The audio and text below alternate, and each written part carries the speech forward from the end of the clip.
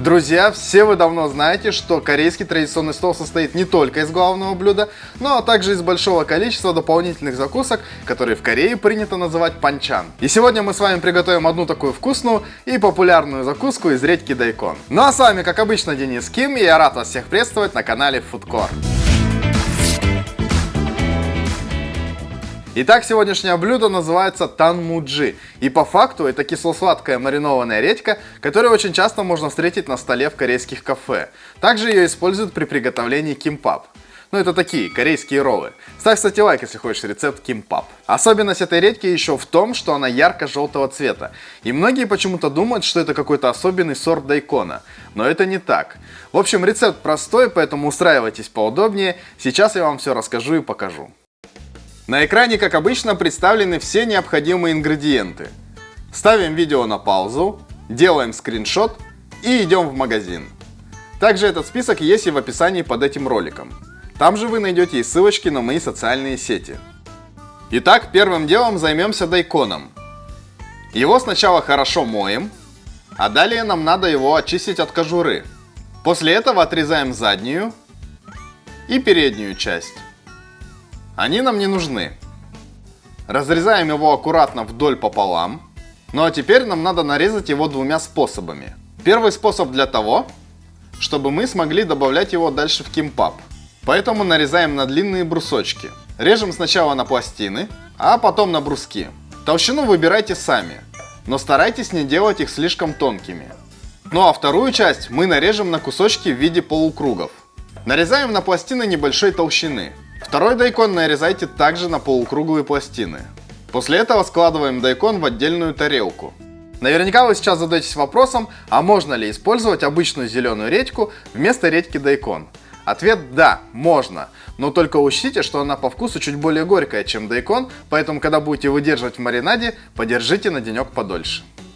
Далее приготовим маринад. Готовится он очень легко и просто. Включаем плиту.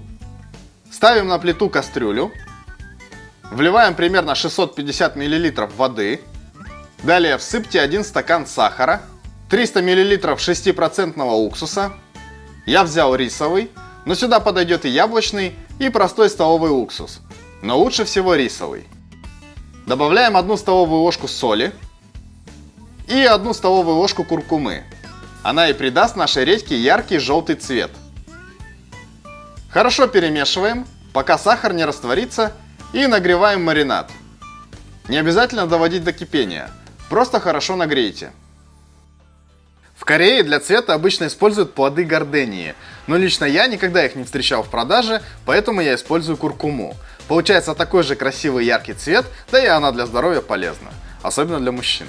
Но если вы найдете плоды гордении и захотите их использовать, то рекомендую положить их сначала в мешочек, а уже потом этот мешочек поместить в воду. Так впоследствии будет проще извлечь эти плоды из маринада. Далее мы перекладываем дайкон в контейнер и аккуратно заливаем наш горячий маринад. Если вы делаете это в первый раз, советую надеть перчатки, потому что легко его расплескать и окрасить руки в желтый цвет. После того, как залили редьку, утрамбуйте ее так, чтобы она вся была под маринадом. Придавите чем-нибудь сверху. Накройте крышкой, но не полностью. Нужно дать маринаду остыть естественным путем. И после этого уберите в холодильник на 3 дня. Спустя 3 дня можно кушать. Подавайте на стол в качестве закуски к основному блюду вместе с другими корейскими салатами. Приятного аппетита!